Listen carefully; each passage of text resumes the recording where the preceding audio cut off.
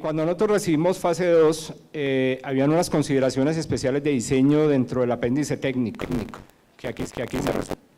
Teníamos que llevar una velocidad de diseño de 80 kilómetros por hora, teníamos que evitar grandes impactos físicos y bióticos, teníamos que utilizar al máximo la vía existente, teníamos que minimizar la vulnerabilidad en los tramos de calzada existente y evitarla con nuevas calzadas, no intervenir con explanación en la Reserva Forestal del Pacífico, que era uno de los principales requerimientos.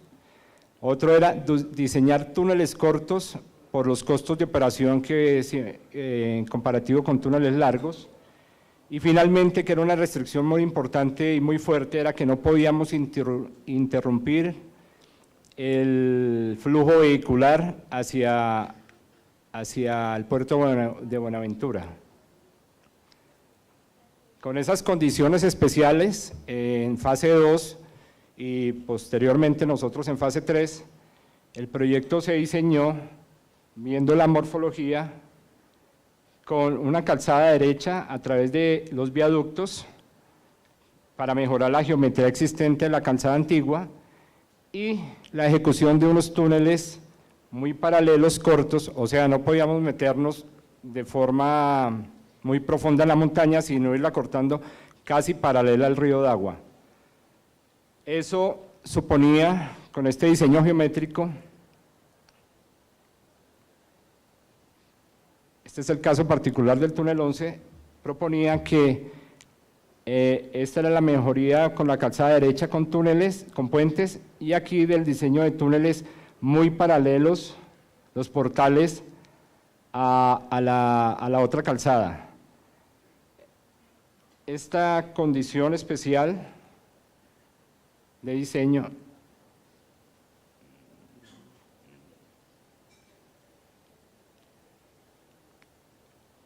segundito que no me funciona.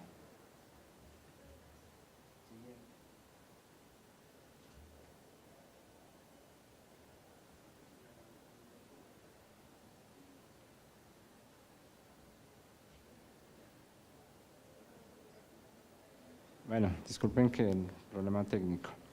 Este más o menos es la foto de localización del portal de entrada del túnel 11. Fue el primer portal que íbamos a intervenir en estas laderas. Como pueden ver, estos eran los puentes, el desarrollo de los puentes y viaductos para la calzada derecha y la localización del túnel del portal estaba en este punto. Aquí vemos con más aproximación las laderas escarpadas y un túnel en una posición muy difícil. Este ya es básicamente la zona del portal de entrada. El diseño inicial previsto consideraba hacer un portal de manera convencional.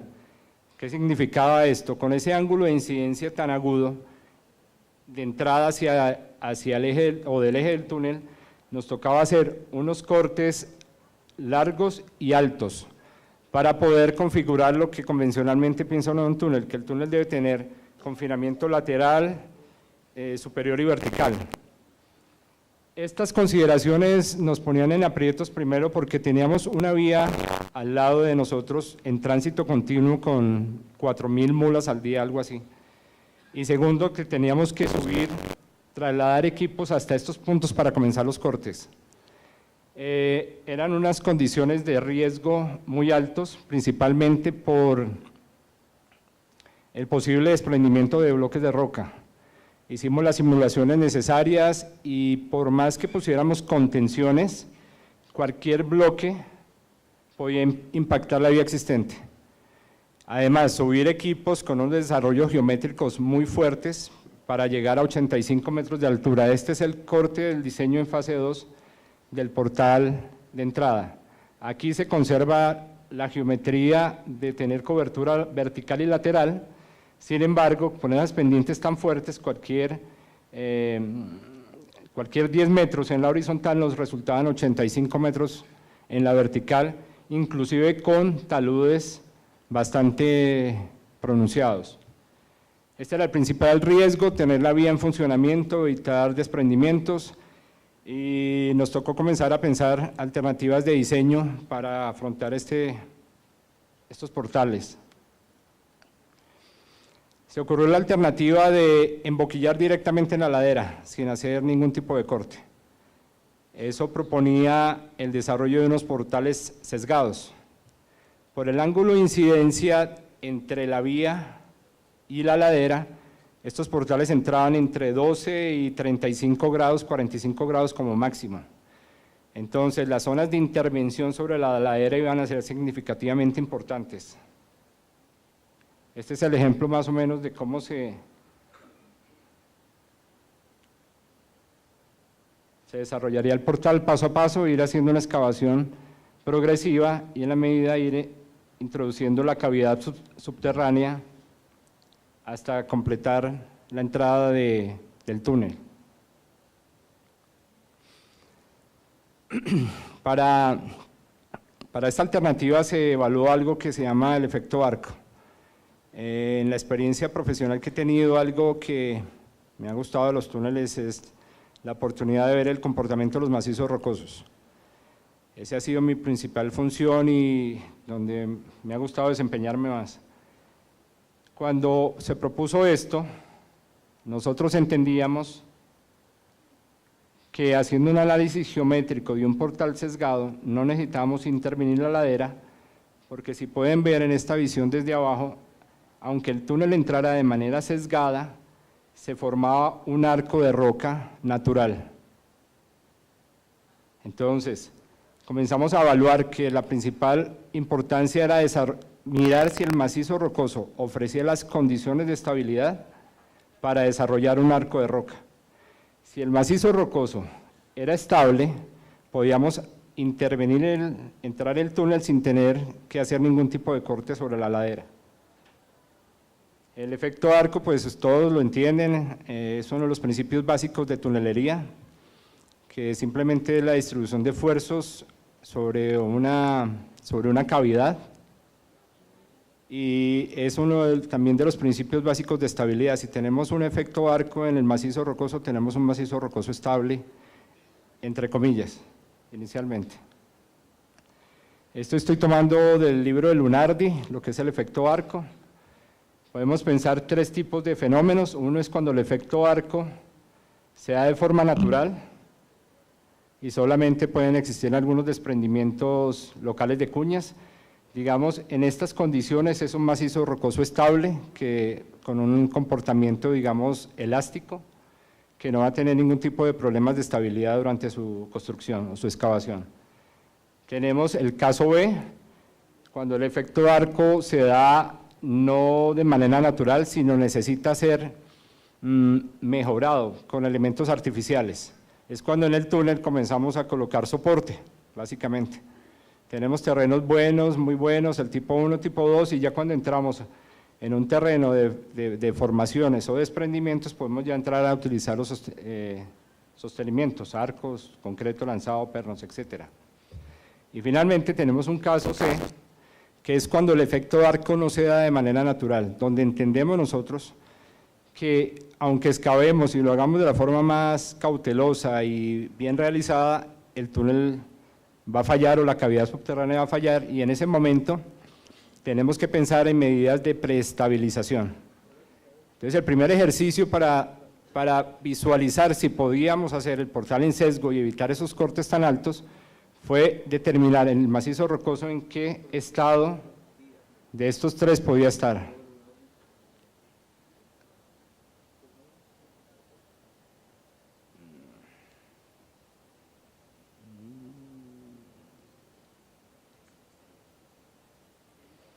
Entonces, para el efecto arco, tuvimos en cuenta una experiencia subterránea. Por lo general, cuando trabajamos en túneles viales, trabajamos en túneles longitudinales.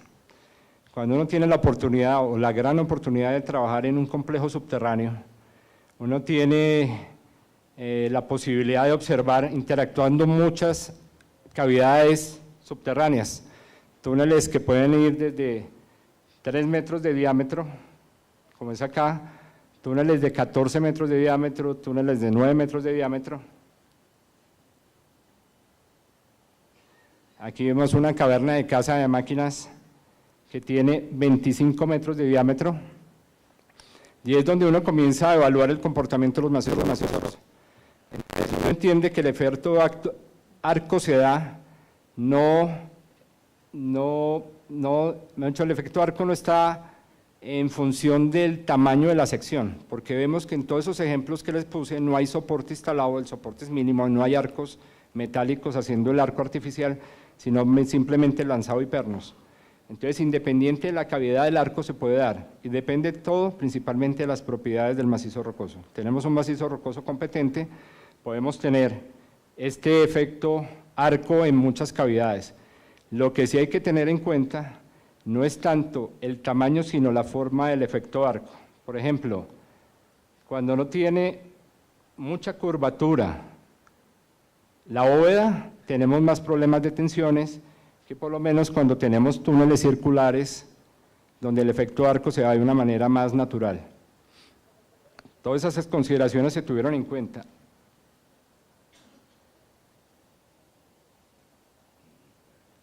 Adicionalmente, existen en esos proyectos la combinación de muchos tipos de secciones, muchos tipos de diámetro, y uno puede entender este mismo principio. Aquí vemos un túnel de 18 metros de diámetro, aquí vemos dos conexiones de túneles de 7 metros de diámetro, aquí vemos una intersección de un túnel tipo baúl con un túnel tipo circular, y entre los dos hay una geometría que entre comillas es desfavorable, pero que se mantiene estable, porque imaginariamente, en cualquier punto que uno mida está haciendo un efecto arco con algún otro sitio en el espacio. Por ejemplo, este punto puede estar haciendo efecto arco con este, aquí por lo menos este está haciendo efecto arco con este, aunque haya dos arcos diferentes, y así sucesivamente. Es un efecto de lo que les hablaba de la curvatura. Este pilar, en esta cavidad de 18 metros, tocó construir un pilar central, un pilar estructural precisamente para controlar posibles movimientos o deformaciones del terreno. Aquí vemos un ejemplo donde tenemos 3 tipos de secciones, una pequeñita y 2 grandes y una muy grande que las abarca todas. Y entre las 3, todas, cada una independiente, está estable, y a su vez la que las combina está estable.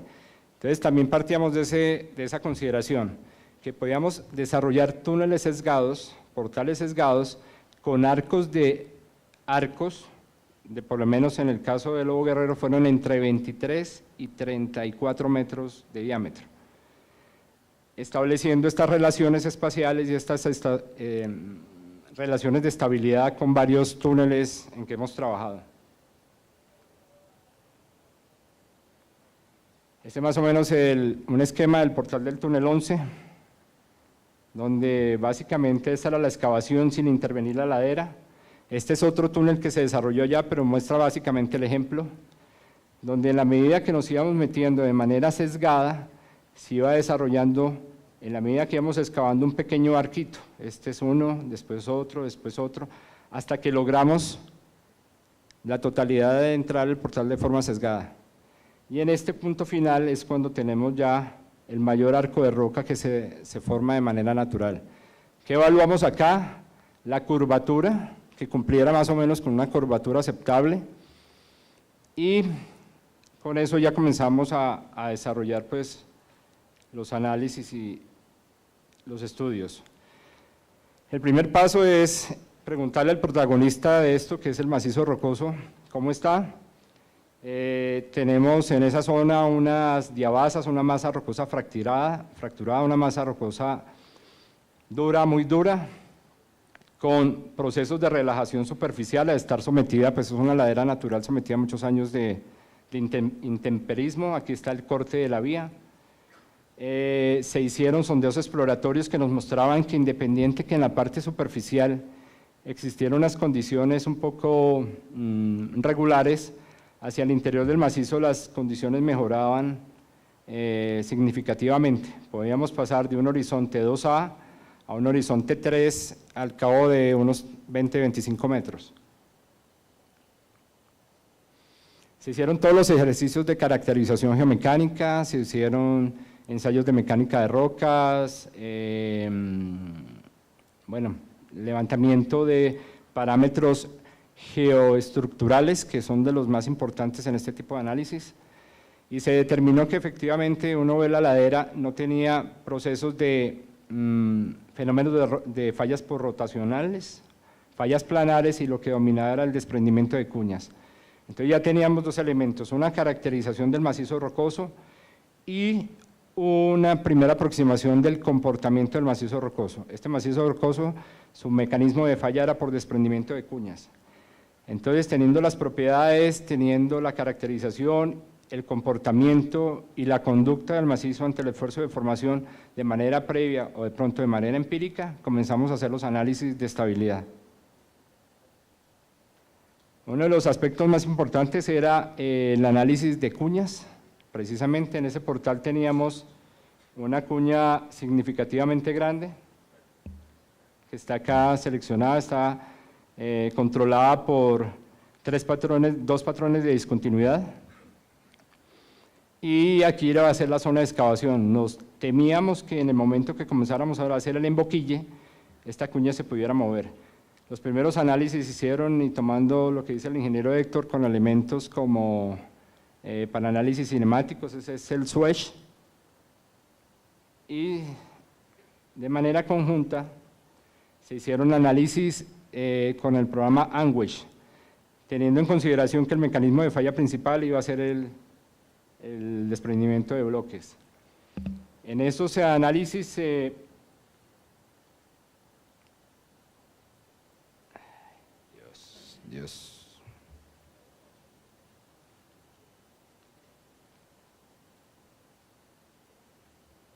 En estos análisis se pudo determinar, repito, los análisis se hicieron progresivamente a cada arquito de roca que se iba formando para determinar sus factores de seguridad y establecer qué elementos de soporte o requerimientos de soporte necesitaba. Como era la parte más superficial del macizo, existían, pese a que la roca tenía unas propiedades de resistencia, o la roca intacta unas propiedades de resistencia significativamente buenas, las propiedades de las juntas no lo eran tanto, teníamos rellenos de arcilla, teníamos procesos de apertura por relajación de macizo, eso castigó propiedades como la cohesión, la fricción, y en general nos daba que los factores de seguridad, castigando un poco el terreno, eran muy marginales. De acuerdo a esto, se determinó el diseño y el proceso constructivo del portal. Aquí vemos el portal entrada en su condición inicial, no le hicimos absolutamente nada, simplemente limpiamos los bloques que estaban sueltos, la materia orgánica. En ese arco imaginario que se iba a formar acá, en ese arco, cubrimos el perímetro con concreto lanzado, con malla electrosoldada, y por los análisis de cuña realizados utilizamos sistemas de anclajes de dos tipos, tendones, pernos activos y pernos de 6 metros de longitud. De tal manera que podíamos amarrar, aquí estaba la cuña grande, podíamos amarrar todos los bloques inestables. Para acceder al portal simplemente hicimos un lleno para subir los equipos y personal. Aquí vemos cómo está el lleno y cómo está trabajando el personal haciendo los dados de los tendones. Y ese fue el paso inicial, hacer el diseño de estabilización de la ladera, de tal forma que cuando entrara con la cavidad subterránea, iba a evitar algún dislocamiento de una cuña que me comprometiera tanto la estabilidad del túnel como la estabilidad de la ladera que estaba sobre él. Paso siguiente de la excavación era acometer la cavidad subterránea, es decir, en este paso arrancábamos progresivamente excavando un pedacito de la sección y irnos metiendo gradualmente. Aquí vemos cómo vamos alcanzando la estabilidad. En este punto, si se hace un análisis de estabilidad en este sentido, ninguno de los software especializados nos daría que fuera estable la cavidad. Muchos especialistas que llamamos dijeron que era imposible hacerlo porque de pronto su análisis fue viendo el túnel de manera transversal, una manera más ingenieril, y no viendo el túnel o el macizo rocoso en su forma geométrica del arco de roca que se estaba formando. Sin embargo, se hicieron todos los análisis y se determinó que con los elementos de sostenimiento, los factores de seguridad eran buenos para acometer la cavidad subterránea. Aquí vemos progresivamente cómo va entrando el túnel hasta que llega a un punto de cierre con la ladera. De pronto el sitio más crítico de todo este trabajo era este sector, porque entre la pared del túnel ya entrando a la cavidad, aquí iba a haber una pared muy delgadita, que teníamos que reforzarla mucho. En esta pared se reforzó con pernos casi cada 50 centímetros, de tal manera que previos a la excavación del túnel, de tal manera que cuando entrara el túnel se hicieran pasantes y trabajaran a manera de tensores. Se amarraban por fuera y se amarraban por dentro. En unas zonas de unos túneles donde esta pared no era tan débil o la geometría del terreno no era sobresaliente, nos tocó mejorar con muros estructurales, de tal forma que garantizáramos este paso crítico del túnel con poca cobertura lateral, y de tal forma que hasta que el túnel alcanzara por lo menos un diámetro lateral, esta era la zona más crítica de todo el procedimiento constructivo. El tercer paso, y era uno de los riesgos principales que ofrece esa carretera, era que tenemos unas laderas de 100, 150 metros de altura, donde cualquier proyección de un bloque, y ya había pasado mucho, podía impactar sobre la zona del portal. Finalmente se diseñó un arco, o un falso túnel, un semifalso túnel, que venía también adosado con medio de anclajes al terreno, tanto en la parte superior como en la parte inferior, de tal manera que si caía algún bloque evitara el efecto de toppling, de volcamiento de la estructura. Con eso garantizamos condiciones de seguridad aceptables para los vehículos en tránsito. El bloque puede caer acá y rebotar y no estaríamos impactando. Como la otra calzada estaba separada y están puentes, fácilmente este bloque podía proyectarse en estas depresiones en caso de darse. De igual manera, independiente, si hacíamos los cortes, por encima de los cortes teníamos alturas significativas que cualquier bloque, independiente de cualquier sistema, iba a ser el principal riesgo sobre la operación. Aquí vemos ya finalmente el portal construido. Aquí tenemos la estructura que les menciono, ya anclada con sus tendones, y este es un ejemplo básicamente de los portales que hicimos. Estas laderas no tienen ningún corte, esta era la carretera antigua, se mejoraba la geometría para la calzada derecha con medio de viaductos, y básicamente esto queda indemne. Aquí se hacían estructuras de paso, puede ser un puente, un box, no me acuerdo bien, y aquí están los portales de sesgo enfrentados, evitando los grandes cortes e intervenciones sobre las laderas.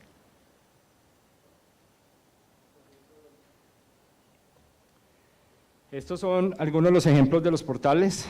Tuvimos, como repito, portales donde los arcos, este era como de 30 metros, habían unos de 35, este fue como el más alto, 35 metros, sin intervenir las laderas. Este era el corte natural que tenía la vía en su momento. Aquí están los sistemas de anclajes. Estos pudieron ser más o menos reforzados de acuerdo a los análisis cinemáticos. Mayor bloque, mayor tamaño de cuña, mayor capacidad de carga de los elementos de sostenimiento para contenerlos, etc. Todo el proceso constructivo estuvo acompañado de un control riguroso de auscultación geotécnica. Teníamos puntos de control de asentamientos, instalamos inclinómetros, y al interior de la cavidad subterránea, inclusive cuando entrábamos teníamos extensómetros de cinta o de medidas de convergencia y medidas topográficas. Paso a paso, en la excavación se hizo el seguimiento y encontramos que el comportamiento fue bastante bueno, por no decir excelente. Este es un ejemplo básicamente de los portales en sesgo. Este es, creo que el túnel 12, el túnel 11.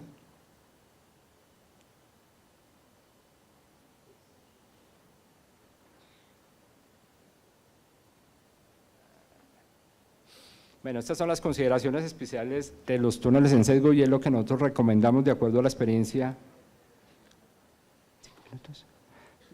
que tenemos. Este procedimiento solo se puede aplicar en macizos competentes, donde el arco de roca se dé de manera natural. Suelos, saprolitos, rocas meteorizadas no es conveniente a menos que se haga un análisis riguroso de su estabilidad. No lo recomendamos. Teníamos un macizo rocoso competente y pudimos hacer eso. La respuesta a esa competencia del macizo la vemos en la estabilidad de laderas o la pendiente que tienen esas laderas. En algunos lugares donde las propiedades no eran tan buenas, tuvimos que hacer mejoramientos con inyecciones pre-grouting, inyecciones de consolidación, muros laterales, etc. Eso es básicamente la recomendación principal de esta exposición sobre estos túneles. Los demás túneles del proyecto, construimos 11 túneles, fueron 22 portales, de los cuales 11 fueron en sesgo y 11 fueron de manera convencional. Esto es básicamente la excavación de un túnel convencional, de un portal convencional, donde teníamos que subir equipos 30, 40 metros de altura, donde tuvimos muchos incidentes, riesgo sobre el personal que laboraba, riesgo sobre la vía en tránsito, con cualquier desprendimiento podía impactar, muchos cierres sobre la vía, nos sucedió en estos. Este es un ejemplo de un túnel donde las condiciones del terreno no eran buenas, las condiciones geométricas de la ladera no eran buenas y no se pudo acometer un portal sesgado. Fácilmente estos son los pasos donde tuvimos incremento en el volumen de excavación, incremento en los sostenimientos y finalmente incremento en el costo del proyecto. Ese es el túnel convencional y así quedaría como está diseñado en fase 2. Algunos otros túneles tenían unas condiciones muy de baja calidad, tocó acometerlos de manera convencional. Otros portales entraban de forma normal a la ladera, entonces no hubo necesidad de intervenirlo de manera sesgada. En resumen, los beneficios de los cortes: se hicieron 11 portales de 22. Tuvimos una diferencia entre lo que iba a ser la fase 2 y la fase 3. En esos 11 portales evitamos mover o extraer 80.000 metros cúbicos de material y tuvimos un ahorro en tiempo de 21 meses. El ahorro en costo, comparando el costo del talud de 80 a 85 metros en esas laderas versus el portal sesgado, fue de casi el 75%. Bueno, esa es la exposición. Muchas gracias.